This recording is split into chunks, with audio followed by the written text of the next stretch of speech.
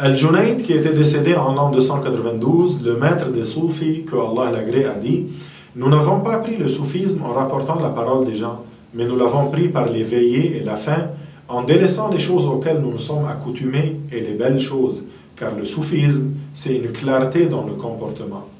La signification de la parole de Al-Junayd, c'est que le soufisme n'est pas atteint en rapportant la parole et les histoires des gens, mais en faisant beaucoup de jeûnes surérogatoires et en passant des nuits à veiller en actes surérogatoires et obligatoires.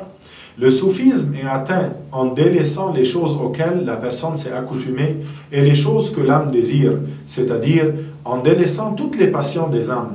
Sa parole, le soufisme et une clarté, une pureté dans les comportements signifie que chaque esclave doit agir envers son Seigneur d'une manière pure et une manière claire. C'est cela le soufisme. Quant à ceux-là pour lesquels le soufisme consiste juste à faire des chants, à porter la misbaha, à rapporter un tel a dit, un tel a dit, un tel a fait, ces gens sont en réalité des paresseux. Ils sont ignorants de la science de la religion.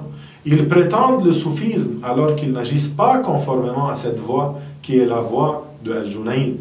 Al-Junayd, que Allah l'agrée, était un savant possédant beaucoup de sciences. Ainsi, il a dit: il n'y a pas une seule science que Dieu ait donnée aux créatures de connaître sans qu'il m'en ait donné une part, c'est-à-dire de toutes les catégories de la science, du hadith, de la jurisprudence, de la grammaire arabe, du calcul, de l'héritage, de tout cela, Allah m'en a donné une part.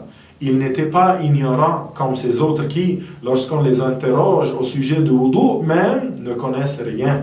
Néanmoins, il n'est pas une condition que chacun devienne comme Al-Junayd, non. Que chaque personne prenne de toutes les catégories des sciences, non. Il suffit que la personne apprenne le minimum indispensable de la science de la religion, ce qui lui suffira pour corriger sa prière, son jeûne, pour connaître ce qui est licite, ce qui est interdit, et les jugements de la vente, par exemple. Car le Coran n'est pas descendu avec les actes d'adoration seulement, mais il comporte ce qui concerne la vente, les lois relatives à l'achat, et ainsi de suite. Alors celui qui aura appris la part indispensable de science de la religion, s'il fait preuve de sérieux dans ses actes, il pourra devenir un soufi, il pourra devenir un saint musulman. Walhamdulillahi Rabbil Alamin.